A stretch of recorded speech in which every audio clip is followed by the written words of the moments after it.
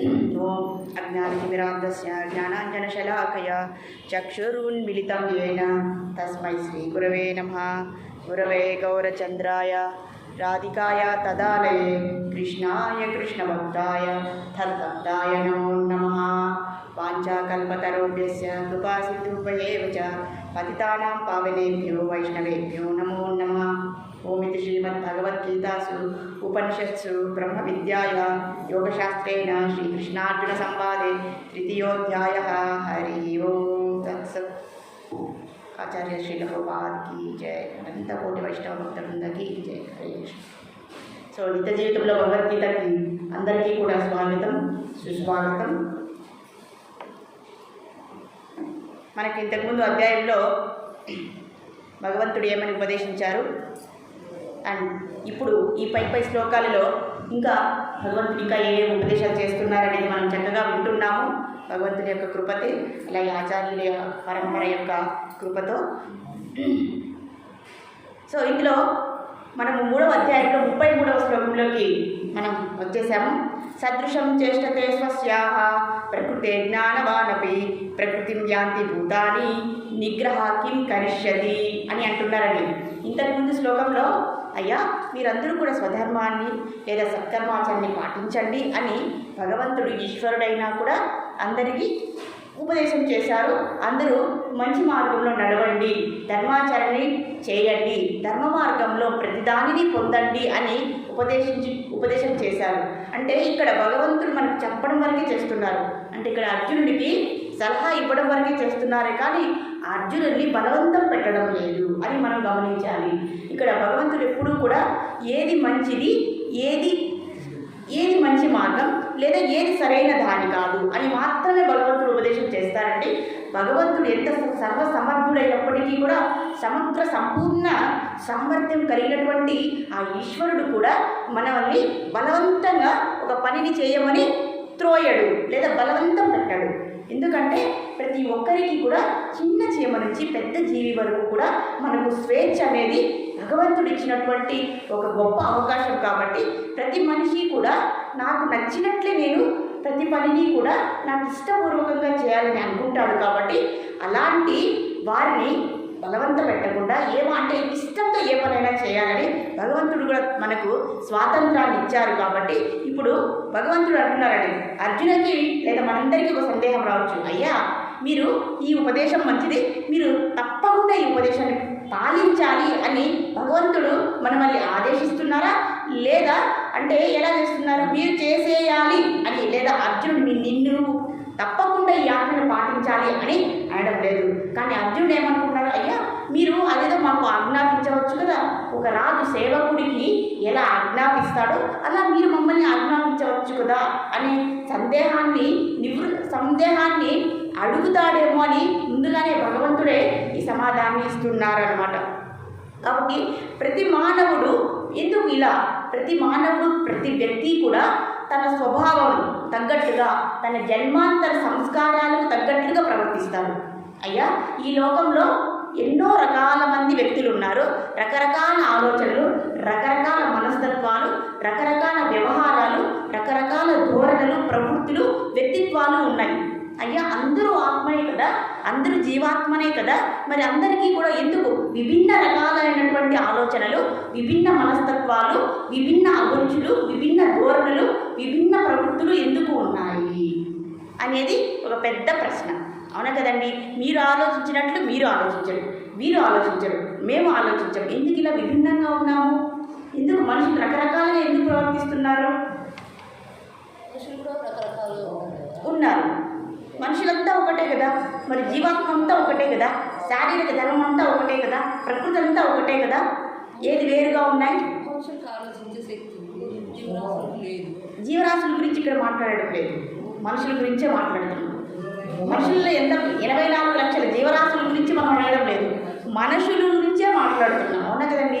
జంతువులు మాట్లాడలేవు కాబట్టి మనిషి అంటే మనం లెక్కేసాం కదండి, 84 లక్షల జీవరాశుల్లో ఒక మనిషిని తప్పించి పక్కన పెట్టేశాము, మిగతా అన్నింటినీ కూడా ఇంకొక వైపు పెట్టేశాము. ఇప్పుడు మనుషుల గురించి ఆలోచిస్తున్నాం. మనుషులలో ఒక మనిషిలాగా ఇంకొకరు ఉన్నారా? ఒక మనిషి ఆలోచించినట్లు ఇంకొక మనిషి ఆలోచిస్తున్నారా? ఎందుకు అలా చేయడం లేదు? మీలో ఉన్నది ఆత్మే, నాలో ఉన్నది ఆత్మతత్వమే, అందరిలో ఉండేది ఒక చైతన్య, ఒకే చైతన్య శక్తి. మరి ఎందుకు విభిన్న రకాలైన అభిరుచులు అంటే అలవాట్లు, అభిరుచులు, వ్యక్తిత్వాలు, మనస్తత్వాలు ఎందుకు ఉన్నాయి? Very very nice, very very nice. అదే అండి. కనుక ప్రతి వ్యక్తి కూడా ఎందుకు అలా ప్రవర్తిస్తున్నారంటే జన్మాంతర సంస్కారాలు అంటే వారు చేసినటువంటి పాప పుణ్యాల ఆధారంగా, జన్మాంతర సంస్కారాల ఆధారంగా వారు ఈ జన్మలో ప్రవర్తిస్తూ ఉన్నారు. గత జన్మలలో సంచిత కర్మలు అంటే ఇంతకుముందు చేసుకున్నటువంటి పనులు ఏవైతే ఉన్నాయో వాటి యొక్క ఫలితాలు ఇప్పుడు చూడండి. పరీక్ష ఇప్పుడు రాసామనుకోండి, ఇప్పుడే మనకి రిజల్ట్స్ వచ్చేస్తుందా? కొద్ది కాలం పడుతుంది కదండి. ఈ పరీక్ష రాసినటువంటి ఫలితం పొందడానికి కొద్ది సమయం ఎలా పడుతుందో అలాగే గత జన్మలలో మనం ఎలా ప్రవర్తించామో మీకు మనమందరూ ఒక గొప్ప ఉదాహరణ చెప్పుకున్నామండి. కుబేరుడి గురించి చెప్పుకున్నాం, గుర్తుందా ఎవరికైనా? కుబేరుడికి 3 జన్మలు ఉన్నాయి, అంతేలేండి. అప్పుడే వినేసి అప్పుడే మర్చిపోదాం, అంతే కదా. కుబేరుడు ఏంటంటే మొదటి జన్మలో ఎలా ఉన్నారు? ఆయన ఒక దొంగలా ఉన్నారు. మొదటి జన్మలో కుబేరుడు ఎలా ఉన్నారు? మరి ఇప్పుడు ఎలా ఉన్నారు కుబేరుడు? అదే ధనానికి గొప్ప అధిపతి ఉన్నా కదండి. ఈ మొత్తం ప్రపంచంలో, లోకంలో ఎంత ధనం ఉందో దానికి అధినేత ఎవరయ్యా అంటే కుబేరుడు. మరి కుబేరుడు గత జన్మల యొక్క చరిత్ర ఏంటి? ఒక దొంగ స్వభావం ఉంది, అంటే అన్ని దొంగతనం చేసి తీసుకునేటటువంటి స్వభావం ఉంది. మరి ఆ స్వభావం ఎక్కడి నుంచి వచ్చింది? పూర్వం జన్మల యొక్క వాసనలు, సంస్కారాలు. కనుక ఆయన ఆ జన్మలో అలా ప్రవర్తించవలసి వచ్చింది. మరి దొంగగా ఉన్నప్పుడు ఆయన ఎవరిని ఆశ్రయించాడో? ఒక గొప్ప భక్తుడు శివుడికి నైవేద్యించినటువంటి ఆ నైవేద్యాన్ని తిని క్రమక్రమంగా దొంగతనం చేసే స్వభావాన్ని మెల్లగా తగ్గిపోతూ వచ్చింది. అవునా కదండి. ఆ జన్మలో తపస్సు చేశారు. అప్పుడు ఎవరు వచ్చారు దగ్గరికి? ఎవరు వచ్చారు? లక్ష్మీదేవి వచ్చారు. ఎవరు వచ్చారు? బ్రహ్మదేవుడు వచ్చాడా? శివుడు వచ్చాడు? ఎవరు వచ్చారు? శివుడు వచ్చాడు. అవునా కదండి. శివుడు వచ్చి తపస్సు చేసిన తర్వాత వచ్చి ఒక్కసారి కనిపించారు. అయ్యా మీరు నాకు స్నేహితుడిగా ఉండాలి, గుర్తుందండి అంటే ఏమన్నారు? అవునా అనేసి మాట్లాడారు. మళ్ళీ ఇంకొక జన్మ వచ్చింది. మళ్ళీ వెంటనే ఒక రాజులాగా జన్మించాడు. మళ్ళీ తపస్సు గుర్తుకొచ్చింది. మళ్ళీ వెంటనే తపస్సు చేశారు. మళ్ళీ ఈసారి చివరికి శివుడి స్వయంగా ప్రత్యక్షమైపోయి ఆయనని ఒక కుబేరుడిగా, యక్షుడిగా, ధనానికి అధిపతిగా పెట్టేశారు. చూడండి, ఆ గత జన్మలలో ఉన్నటువంటి దొంగ స్వభావం క్రమక్రమంగా తగ్గుతూ ఏమైంది? రాజుగా అయ్యాడు. ఆ తర్వాత ధనానికే రాజు అయిపోయాడు. అవునా కదండి. కనుక మనుషులు ఎందుకు ఇలా ప్రవర్తిస్తున్నారంటే గత జన్మలలో మనం ఎలా ప్రవర్తించామో, ఎలాంటి కర్మాచరణ చేశామో, ఎలాంటి ఆచరణ చేశామో దానిని బట్టి ఇప్పుడు మనము ప్రవర్తిస్తూ ఉన్నాము అని ఇక్కడ చెప్తూ ఉన్నాము. లాస్ట్ జన్మలో దొంగతనం చేస్తే ఈ జన్మలో కూడా ఆ వాసన ఉంటుంది కదండి. ఏ వస్తువు చూసినా దీన్ని కొట్టేద్దామా, దీన్ని దొంగలించి హాయిగా తీసుకునేద్దాం అనే స్వభావం కొద్దిగానే ఉంటుంది కదండి. దాన్ని ఏం చేయాలి? దాన్ని బట్టి మనము ఇక్కడ ప్రవర్తిస్తూ ఉన్నాము అని ఇక్కడ చెప్తూ ఉన్నారు. మరి మన స్వభావానికి విరుద్ధంగా మనం ప్రవర్తిస్తామా? ఇది చాలా కష్టమైనటువంటి విషయము. మనం గత జన్మల ఆధారంగా అసలు మన జన్మ ఎందుకు వచ్చిందండి? ఎందుకు వచ్చింది? పూర్వజన్మ ఫలితం వల్లే మనకు జన్మ వచ్చింది. అవునా కదండి. పూర్వజన్మలో మంచివైన, సత్కర్మలైన, దుష్కర్మలైన, పాపపుణ్యాలు రెండు మన అకౌంట్లో ఉన్నాయండి. మన బ్యాంకులో ఏమున్నాయి? పాపము అకౌంట్ ఉంది, పుణ్యము అకౌంట్ ఉంది. వాటిని తీర్చడానికి ఏం కావాలి? మన దగ్గరికి ఒక శరీరం కావాలి. అవునా కదండి. ఆనందాన్ని అనుభవించేకైనా, కష్టాన్ని అనుభవించడానికైనా శరీరం కావాలి. అలాంటి శరీరమే, అలాంటి పరిస్థితే, అలాంటి జన్మే మనకు వస్తుంది. కాబట్టి జాగ్రత్తగా అర్థం చేసుకోవాలండి. అంటే ఇప్పుడు మనం ఇవన్నీ ఎందుకు తెలుసుకోవాలంటే గత జన్మల్లో చేసింది మనం తీసుకొని రాలేమో, కానీ ఇప్పుడు ఈ పరిస్థితి మన చేతిలో ఉంది. కనుక మనకు కావాల్సింది ఆ జ్ఞానము. ఆ జ్ఞానం ద్వారా ఏం చేయొచ్చు? మన స్వభావాన్ని, మన పూర్వ యొక్క వాసనని, మన ప్రవృత్తులని, మన ఆలోచన విధానాన్ని, మన ధోరణులని, మన వ్యక్తిత్వాన్ని మార్చుకునేటటువంటి అవకాశం మన దగ్గర ఉన్నది. అవునా కదండి. చాలా ఆలోచించారండి. ఇదే జన్మలను నిర్ణయించేటటువంటి కారకము. కాబట్టి ఎంత మనం సీరియస్గా తీసుకోవాలండి దీన్ని. అవునా కదండి. అది చెప్తూ ఉన్నారు. తర్వాత ఇక్కడ ఇంకా ఏం చెప్తున్నారు, ప్రకృతిని సదృశం చేస్తే స్వస్య ప్రకృతే అని అంటూ ఉన్నారండి ఇక్కడ. హరే కృష్ణ. సదృశం చేష్టతే స్వస్య ప్రకృతి జ్ఞానవానవి ప్రకృతి యాంతి భూతాని నిగ్రహ కిం కరిష్యతి అని అంటున్నారండి. కాబట్టి ఇప్పుడు వరకు మనం ఏమర్థం చేసుకున్నాము, మనము ఇప్పటి ప్రవర్తనకు కారణము పూర్వజన్మ యొక్క సంస్కారములు లేదా వాసనలు లేదా పుణ్య పాప సంస్కారాలు, వాటిని బట్టి మనం ఇప్పుడు ప్రవర్తిస్తూ ఉన్నాము. మరి ఆ ప్రవర్తనకి ఆ స్వభావానికి మనము వ్యతిరేకంగా ప్రవర్తిస్తున్నామా లేదా ఆ స్వభావాన్ని బట్టే మనం ప్రవర్తిస్తున్నామా? Very good. స్వభావాన్ని బట్టే మన మనసులో ఏమి మన గట్టిగా చెప్తుందో దాన్నే కదండి మనం పాటిస్తాము.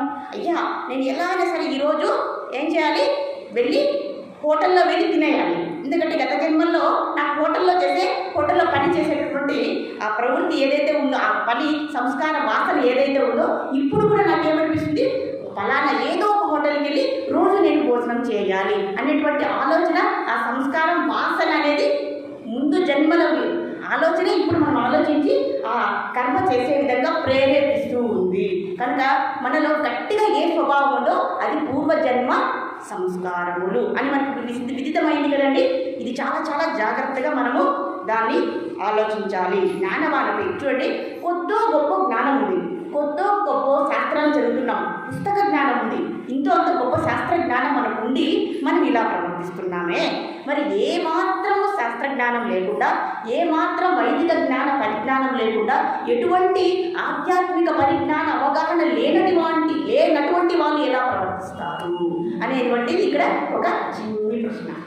అవును కదండి. మనకు వేదాల గురించి కొద్దిగా పరిజ్ఞానం ఉంది, ఉపనిషత్తుల గురించి వింటున్నాం, రామాయణం విన్నాం, భాగవతం విన్నాం, ఇలా భగవద్గీత వింటూ ఉన్నాము. ఇలా కొద్దో గొప్ప జ్ఞానం ఉన్నా కూడా మన స్వభావానికి విరుద్ధంగా మనము కంప్లీట్గా విరుద్ధంగా వెళ్ళలేకపోతున్నాము. అయ్యా అదేంటి అంటారా? ఒక ఉదాహరణ చెప్తాను. అవునా కదా. మనం ఆత్మని తెలుసుకుంటున్నాము, ఆత్మజ్ఞానం మన దగ్గర ఉంది. మనం ఇప్పటికిప్పుడు అవధూత అయిపోవాలి అంటే అయిపోతామా? అవధూత అంటే ఏంటి? లేదా సన్యాసి అంటే సన్యాసిలో ఉన్నటువంటి గొప్ప ఉన్నత స్థితిని అవధూత అంటారు. అంటే ప్రాపంచిక విషయాల పట్ల ఎటువంటి ఆసక్తి లేనటువంటి వాడిని అవధూత అంటారు. అవునా కదండి. ఎంతసేపు కూడా అంతర్ముఖంగా ఆత్మస్థితిలో ఉండేవాడిని అవధూత అంటారు. నేను ఎందుకు ఈ వ్యాఖ్యానం చేశానంటే, ఇప్పుడు మనం ఇప్పటికిప్పుడు మనం అవధూతగా ఉండగలమా? మనకు జ్ఞానం తెలుసుకున్నాం, ఇక్కడ చాలా వరకు తెలుసుకున్నాం మనం. మరి ఇప్పటికిప్పుడు మనం అవధూతగా ప్రవర్తించగలమా? ఒక గృహస్థ జన్మలో ఉన్నాము, ఒక గృహస్థ ఆశ్రమంలో ఉన్న మనము ఇప్పటికిప్పుడు అవధూతగా మారగలమా? కానీ కొద్దో గొప్ప మన ప్రయత్నము చేస్తూ ఉన్నాము. ఎందుకు అలా చేయలేకపోతున్నాము? ఇంకా మన మళ్ళీ పూర్వజన్మ సంస్కారములు ఇంకా మన మళ్ళీ వెనక్కి అబ్బా ఇప్పుడే వెళ్తామయ్యా, చూసుకుందాం, ఇంకా ముందు ఇంకా ఉన్నారు, మీనా మాతాజీ లాంటి వాళ్ళు చాలామందే వస్తారు, ఇంకా మనకు టైం ఉంది, ఇంకా చాలా అమ్మారు చాలా కార్యక్రమాలు చేస్తారు కదా, ఇంకా టైం తీసుకుందాం, ఇప్పుడు అవుతుంది మనం ఏం ఉద్ధరిస్తాము. అవునా కదండి. అలా అనుకుంటాం కదండి మనం. కనుక అంటే మనం ఆ స్థితిలోకి, ఉన్నత స్థితిలోకి పోవడానికి అవరోధమయ్యేదే మన యొక్క పూర్వజన్మ సంస్కారం. ఇది పూర్వం జరిగినటువంటి పరిస్థితి. మరి ఇటువంటి జ్ఞానము లేని వాళ్ళ యొక్క ప్రవర్తన, వారి యొక్క స్వభావం ఎలా ఉంటుంది, ముందు జన్మలలో ఎలా ప్రవర్తించారో అలానే ఇప్పుడు యాసిటీస్గా ప్రవర్తిస్తూ ఉంటారు. మనమైనా కొద్దో గొప్ప మంచిగా ఆధ్యాత్మికంగా మనం వెళ్తున్నాం. అంటే ఇంతకుముందు అంటే ఈ సత్సంగాలకు రాకముందు మనం ఎలా ఉండేవాళ్ళము? పూర్తిగా భౌతికంగా ఉండేవాళ్ళం, ప్రాపంచికంగా ఉండేవాళ్ళం. కానీ ఇప్పుడు కొద్దో గొప్ప మన సంస్కారానికి విరుద్ధంగా, మన స్వభావాలకి విరుద్ధంగా మనం కొద్దిగా వెళ్ళి ముందుకి ఆధ్యాత్మిక పురోగతి చెందుతూ ఉన్నాము. అవునా కదండి. అవునా కదా అని ఇక్కడ చెప్తున్నారు. కాబట్టి మనకు ప్రచోదకాలు అనేవి ఉన్నాయి, కానీ సాధారణ వ్యక్తులకి ఇలాంటి పరిస్థితి లేదు అని ఇక్కడ చెప్తూ ఉన్నారు. మరి ఎందుకంటే మనకు అబ్బుతుంది, కానీ సాధారణ వ్యక్తికి సాధారణ పరిస్థితిలో ఉన్నటువంటి ప్రజ్ఞ ఏమాత్రము వైదిక జ్ఞాన పరిజ్ఞానం లేనటువంటి వారి యొక్క స్థితి ఎలా ఉంటే అలా చేస్తూ వస్తున్నారు. గత జన్మల సంస్కారం బట్టే పూర్తిగా వాళ్ళు ఆధారపడుతూ ఉన్నారు. మరి కిం కరిష్యతి అంటే మరి వాళ్ళని బలవంతం పెడదామా? అయ్యా ఇప్పుడు సినిమాకి వెళ్ళే వాళ్ళు ఉన్నారు, ఒక ఒక సినిమా థియేటర్లోకి వెళ్ళి బలవంతంగా వాళ్ళు చేయబట్టుకుని, అయ్యా ఈ సినిమాలో ఏం చూస్తావు, ఇక్కడ అన్నీ కూడా పాడు విషయాలు చూపిస్తారు, ఇది మంచిది కాదు అది మంచిది కాదు, నా సత్సంగం రండి, మా అమ్మగారు ఇక్కడ చేస్తున్నారు, మీనా మాతలు చెప్తున్నారు, ఇంకొకరు వచ్చి ఇక్కడ మంచి మంచి ఆధ్యాత్మిక ప్రవచనాలు, జ్ఞాన ఉన్నత స్థాయికి వెళ్ళేటటువంటి ప్రజ్ఞతో ఉన్నటువంటి వేద వాంగ్మయాన్ని ఇక్కడ చర్చిస్తూ ఉన్నారు, మీరు ఆ సినిమాను మానేసి బలవంతంగా చేయబట్టుకుని ఇక్కడికి వరమంటే వస్తారా అండి? మనకి ఇది నచ్చింది సరే, మనమల్ని బలవంతంగా తీసుకెళ్ళి అక్కడికి వెళ్ళంటే మనం వెళ్తామా? మనం కూడా వెళ్తామా? అది అండి. కనుక మన సంస్కారాన్ని ఇప్పుడు మనము మార్చుకుంటూ ఉన్నాము అని ఇక్కడ చెప్తున్నారు. ఒక గుర్రం ఉందండి, దాన్ని బలవంతంగా తీసుకొని వస్తాం కానీ దాని దగ్గర నీళ్ళు తాగిస్తామా? ఎందుకంటే గుర్రం యొక్క స్వభావం అదే. అంటే గుర్రంకి తనకై తాను తాగాలి అనిపిస్తేనే తాగుతుంది, అంతే కదండి. మనం కూడా వాటి యొక్క స్వభావం. కుక్కలు ఉన్నాయనుకోండి, కుక్కలకి మనుషుల కన్నా ఎక్కువ విశ్వాసం అనేటువంటి గుణం ఉంది. మరి మనకెందుకు లేదు అంత విశ్వాసం? అంతే విశ్వాసం మనకెందుకు లేదంటే అది కుక్క యొక్క స్వభావం. అలా ప్రతి ఒక్కరికి చీమ ఉందండి. చీమని ఎప్పుడైనా మీరు గమనించారా? గమనిస్తే ఎక్కడ లేని ఎంతో ఆహారాన్ని భద్రపరుస్తూ వస్తుందట. తన కోసమే కాదట, తన యొక్క సంతతి అందరికీ కూడా ఆహారాన్ని భద్రం చేసేటటువంటి స్వభావాన్ని కలిగి ఉంది చిన్న చీమ. మరి చిన్న చీమ యొక్క సైజ్ ఎంతుంది? మనం కూడా ఇలాగే తరతరాలకి అందరికీ కూడా మనము ఆహారాన్ని భద్రపరుస్తూ ఉన్నామా? అది ఎవరి స్వభావము? అలాగే జంతువులు కూడా అంతే కదండి. వాటి యొక్క దూడ ఇంతసేపు క్షణము వాటి దూడని చూడలేకపోతే వెంటనే తప్పించిపోయి ఆందోళన పడుతుంది కదండి. అలా అది జంతువు యొక్క స్వభావం. అలాగే మన యొక్క స్వభావాన్ని కూడా ఇక్కడ ప్రస్తుతిస్తూ ఉన్నారు. కనుక ఇలాంటప్పుడు ఏం చేయాలి? సాధారణ పరిస్థితిలో ఉండే వారి యొక్క ప్రవృత్తిని మనం ఎలా మార్చాలి అంటే మనం ఏం చేయాలి? ఒక చిన్న పిల్లవాడు ఉన్నాడండి, ఆ పిల్లవాడు నడవడానికి ఇష్టపడడు. మనం ఏం చేయాలి అప్పుడు? కానీ నడవాలి కదండి. ఒక సమయం వచ్చిన తర్వాత పిల్లవాడు నడవాలి కదా. పిల్లవాడు నడవడానికి విముఖతను చూపిస్తూ ఉన్నాడు, కానీ పిల్లవాడు ఈ సమయంలో నడవడమే కరెక్ట్, అది ఒక విదితం, అది సరైనటువంటి అంశం. కానీ పిల్లవాడు నడవడానికి ఇష్టపడడం లేదు. మనం ఏం చేస్తాము? చెయ్యి పట్టుకొని, ఎంతసేపు చెయ్యి పట్టుకొని నిలబడి మనం లాగుతుంటాము? ఏదో ఒకసారి 2 సార్లు, కానీ ప్రతి సమయంలోనూ మనం చేయిని పట్టుకొని నడిపించగలమా? కానీ పిల్లవాడు అనుకుంటే, పిల్లవాడు సంకల్పం చేసుకుంటే, ఆ పిల్లవాడు నేను నడవాలి అనేటువంటి సంకల్పం ఆలోచన ఉంటే పిల్లవాడు నడుస్తాడు. మనం ఏం చేయగలము? ఆ బొమ్మ అంటే ఒక బొమ్మను చూపించి, బొమ్మను దూరంగా పెట్టి, అయ్యా ఈ బొమ్మని నీవు కావాలంటే తీసుకో అన్నామనుకోండి, పిల్లవాడు ఏం చేస్తాడు? నాకు ఆ అందమైనటువంటి బొమ్మ కావాలని అప్పుడు సంకల్పించుకుంటాడు. అవునా కదండి? అలా అడుగులు వేయడానికి పిల్లవాడు ఎలా ముందరికి వస్తాడో అలా. కానీ ఇక్కడ తల్లిదండ్రులు బలవంతం పెడతారా? పెట్టరు. అలాగే భగవంతుడు కూడా మనల్ని సత్కర్మాచరణ వైపు బలవంతం పెట్టడానికి ప్రయత్నించినా కూడా ఫలితం అనేది ఉండదు అని భగవంతుడు, అయ్యా నేను మిమ్మల్ని ఉపదేశామృతం చేసేంత వరకే నా యొక్క ధర్మం, కానీ సంకల్పించుకోవడము అది మీ వంతు అని ఇక్కడ భగవంతుడే మనకు ఉపదేశాన్ని ఇస్తారు. చూడండి, రాజు కంటే మొండివాడు ఎవరు? ఇక్కడ ఒక సామెత ఉంది, మొండివాడు రాజు కంటే బలవంతుడట. మొండివాడిని రాజు ఏమైనా భయపెట్టి మార్చగలడా? ఏమి చేసినా, ఎంత దండని విధించినా, ఎంత ఉపదేశాలు ఇచ్చినా కూడా మొండివాడుగానే ఉంటాడు. కనుక ఆ మొండి ప్రవృత్తిని అతను మార్చుకోవాలి తప్ప మనం ఆ మొండితనాన్ని మాన్పించలేము అంటారు. ఇది ఎందుకు ఇదంతా చెప్తున్నారంటే, ఎవరైనా సరే మంచి పనులను చేయడానికి ఎవరైతే విముఖతను చూపుతున్నారో అలాంటి వాళ్ళకి ఈ విషయాన్ని చెబుతున్నారు. భగవంతుడు ఏం చెప్పారు? అయ్యా సత్కర్మల ద్వారా, ధర్మసూత్రాల ద్వారా, ధర్మశాస్త్రాన్ని అవలంబించు మీరు ప్రతి కర్మని ఆచరించండి అని చెప్తే అందరూ చేస్తున్నారండి. ఇక్కడ కొందరు చేస్తున్నారు, కొందరు చేయలేకపోతున్నారు. మరి ఆ చేయలేకపోయినటువంటి వారి గురించి ఇక్కడ ప్రస్తావిస్తూ ఉన్నారన్నమాట. అది ఇక్కడ మనకు చెప్తూ ఉన్నారు.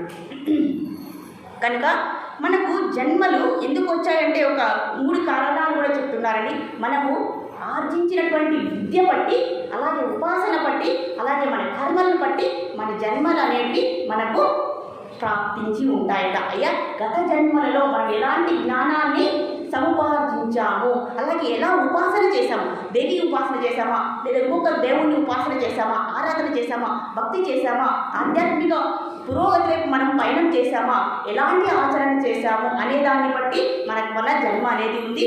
అదే విద్య, అదే ప్రజ్ఞ.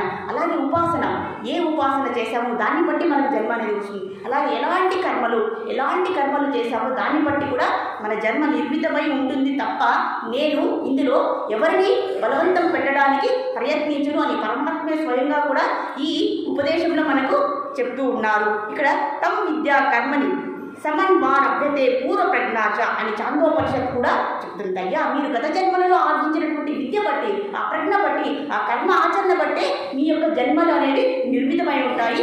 ఆ జన్మల యొక్క గత జన్మలో ఆర్జించినటువంటి పుణ్య పాపాల స్వభావాన్ని బట్టే మీరు ప్రవర్తిస్తూ ఉన్నారు. కనుక మనం ఏం చేయాలి? మన అభ్యున్నతి కోసము మనము మంచి సాధన చేసుకుంటూ, ప్రయత్నం చేసుకుంటూ మనం ఉన్నత మార్గంలోకి వెళ్ళాలి అని సంకల్పించుకోవాలి. మనకంటూ మనం ప్రయత్నించుకుంటేనే తప్ప ఈ ఆచరణ సత్కర్మాచరణ అనేటువంటి ఉన్నతమైనటువంటి స్థితిలోకి మనము వెళ్ళలేము అని పరమాత్మ ఇక్కడ చెప్తూ ఉన్నారు. కనుక అటువంటి వివేకము మనకు ఇప్పుడు చూడండి, భగవద్గీత అందరికీ చెప్తామండి, కానీ ఎంతమంది ఆ జ్ఞానాన్ని, ఆ తత్వ జ్ఞానాన్ని అర్థం చేసుకోవడానికి ప్రయత్నిస్తున్నారు, అర్థం చేసుకొని ఆచరించడానికి ఎంతమంది ప్రయత్నిస్తున్నారు? కనుక దానికి కావలసింది వివేకము అని చెప్తున్నారండి. ప్రతి ఒక్కరూ వారికి వారు సాధన చేసుకోవాలి. ఇక్కడ చెప్పినటువంటి ప్రతి సూత్రాన్ని కూడా మనం సాధన చేసుకుని ప్రయత్నపూర్వకంగా ఆచరిస్తేనే మనము ఆధ్యాత్మిక వైపు లేదా ఉన్నత స్థాయికి, ఉన్నత స్థితి వైపు మనము పురోగమనం చెందగలము అని ఇక్కడ చెప్తూ ఉన్నారనమాట. కనుక ప్రతి ఒక్క స్వభావం కూడా సహజసిద్ధమైనటువంటి స్వభావం. కనుక మన ఆలోచనలు, మన వైఖరిని, మన వివేచనని మనమే సరిదిద్దుకోవాలి ఈ భగవంతుడి యొక్క ఉపదేశామృతం ప్రకారము అని ఇక్కడ చెప్తూ ఉన్నారనమాట. అలాగే కొంతమంది యాత్రకి వెళ్ళారండి. కొందరికి కొన్ని కుసంస్కారాలు అని అంటారు. ఉదాహరణకు బద్ధకం. కొందరు యాత్రకి వెళ్ళారట. యాత్రకి ఉత్తర భారతదేశం వైపు వెళ్ళారట. ఉత్తర భారతదేశంలో చాలా చలి కదండి.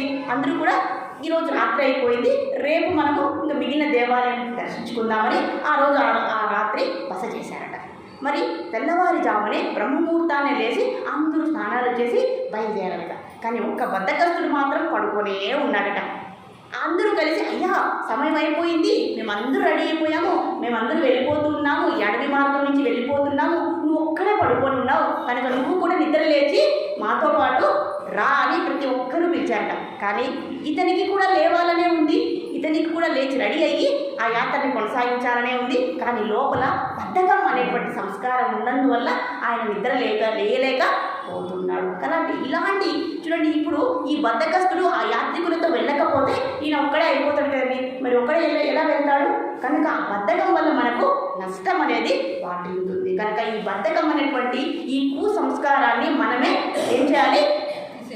తీసేయాలి, లేదా తగ్గించుకొని మనము ఉత్తమ మార్గంలో సత్పురుషులు ఏ మార్గాన్ని ఎలా ఉన్నత స్థితిలోకి వెళ్తున్నారో వారి అడుగుజాడలో మనం కూడా పయనించాలి అని ఇక్కడ ప్రతి ఉదాహరణతో ఇక్కడ చెప్తూ ఉన్నారనమాట. కనుక స్వకర్మాచరణ, స్వధర్మాచరణని మనమే ఎక్కువ దానికి విలువించి ఆ వైపు మనం వెళ్ళాలి అని చెప్తున్నారు. ఒకరయ్యా భిక్షగాడు, ఆయనకు భిక్షమెత్తి ఏదైనా సంపాదించాలి అనేటువంటి ఆలోచన స్వభావం సహజంగా తనలో ఉన్నదట. ఒకసారి రైల్లో ప్రయాణిస్తూ ఉండగా ఈ భిక్షగాడు రైలు బోగిలోకి ఎక్కాడట. అక్కడ ఒక పెద్ద ధనవంతుడు ఆ రైల్లో కూర్చొని ఉన్నాడట. ఈ భిక్షగాడు వెళ్ళి చాలా బాగా డబ్బులు ఉన్నవాడు, ఐశ్వర్యవంతుడు ఉన్నట్లున్నాడు. ఈయన అడిగితే నా దగ్గర ఎక్కువ డబ్బులు భిక్షం అనేది ఎక్కువ ఇస్తాడని ఆయన దగ్గరికి వెళ్ళి, అయ్యా నాకు కొంచెం భిక్ష ఇవ్వవా, లేదా భిక్ష ఏమి అని అడిగారట. వెంటనే ఆ బిజినెస్ మ్యాన్ అన్నాడట, అయ్యా మీరు నన్ను భిక్షం అడిగారు, నీకు ఎందుకు ఇవ్వాలి అని అడిగారట. నేను ఒక వ్యాపారవేత్తని, నాకు ఏదైనా ఇచ్చి పుచ్చుకునేటటువంటి అలవాటు ఉంది. మీరు ఎప్పుడు కూడా ప్రజలందరినీ కూడా ఎందుకు భిక్షం అడుగుతారు, ఎందుకు డబ్బులు అడుగుతారు? మీరేమైనా తిరిగి ఇస్తారా? మేము భిక్షం ఇస్తాము, మీరేమైనా దానికి ప్రతిఫలంగా మీరు తిరిగి ఇస్తారా అని అడిగాడట. అప్పుడు ఈ భిక్షగాడు ఆశ్చర్యపోయాడట. ఇంతవరకు నా ఈ భిక్షం ఎత్తే ఈ చరిత్రలో ఎవరు కూడా ఇలాంటి ప్రశ్న వేయలేదే, ఈయన అడుగుతున్నారు అదేంటయ్యా? నేను భిక్షం ఎత్తుకునేవాడిని, భిక్షం తీసుకునేవాడిని తప్ప నేనేమి ఇచ్చేటటువంటి స్వభావం నా దగ్గర లేదు అన్నాడట. అప్పుడు ఆ వ్యాపారవేత్త అన్నారట, అయ్యా నా స్వభావం ఏంటంటే నేను ఏదైనా ఇచ్చి పుచ్చుకునే తీసుకునేటటువంటి స్వభావం నాది, కనుక నేను నీకు భిక్షాన్ని ఇవ్వలేను. నేను ఒకవేళ భిక్ష ఇచ్చాననుకోండి, నీవు నాకు దాని ప్రతిఫలంగా ఏదో ఒకటి ఇస్తే నేను ఇస్తా అన్నాడట అనేసి రైలు దిగి వెళ్ళిపోయాడు. ఈ భిక్షం ఎత్తుకునేవాడికి చాలా ఆలోచన వచ్చిందట. ఇదేంటి ఇలా అడిగాడు ఆయన, ఆ రోజు రాత్రంతా ఆలోచించాడట. ఇదేంటి నేను ఎందుకు తిరిగి, నిజమే కదా మనం భిక్షం అడుగుతున్నాము, మనం ఇవ్వలేనప్పుడు ఒకరిని అడిగేటువంటి హక్కు మన దగ్గర ఉన్నదా అని ప్రశ్న వేసుకున్నాడు. ఆ ప్రశ్నని మనసులోకి తీసుకున్నాడట, ఆలోచించడం మొదలుపెట్టాడు. ఇది సబబుగానే ఉంది కదండి, అవునా కదండి, ఇవ్వనప్పుడు తీసుకునే హక్కు మన దగ్గర ఎందుకు ఉంది అని ఆలోచించి సరే అని ఇంకొక రోజు మళ్ళీ రైలు ఎక్కాడట. ఈసారి రైలు ఎక్కిన తర్వాత ఆ రైలు ఎక్కక ముందు ఒక పూలతో ఆ రైల్వే స్టేషన్ చుట్టూ కొన్ని పూల మొక్కలు ఉన్నాయట, అందులో కొన్ని పూలని తీసుకున్నాడట. మళ్ళీ ఆ ఐశ్వర్యవంతుడు ఆ వ్యాపారవేత్త రైలు ఎక్కాడట. ఈసారి ఈయన ఏం చేశాడు, భిక్షం అడిగే ముందు పూలన్నీ సిద్ధం చేసుకొని వెళ్ళి, అయ్యా మీరు ఇప్పుడైనా నాకు భిక్షలు ఇస్తారా అన్నాడట. మరి నీ దగ్గర ఏమన్నా ఉందా నాకు ఇవ్వడానికి అన్నాడట. సరే తప్పకుండా నా దగ్గర అందమైన పువ్వులు ఉన్నాయి, మీరు నాకు భిక్షం ఇస్తే నేను మీకు పూలు ఇస్తాను అన్నాడట. సరే వ్యాపారవేత్తకు చాలా బాగా నచ్చిందంటండి ఈ పద్ధతి, ఎందుకంటే ఆయనకి ఇచ్చి పుచ్చుకునేటువంటి స్వభావం కదండి. సరే అని చాలా డబ్బులు ఇచ్చాడండి ఈసారి. అప్పుడు డబ్బులు తీసుకొని పువ్వులన్నీ కూడా ఆయనకి ఇచ్చాడట.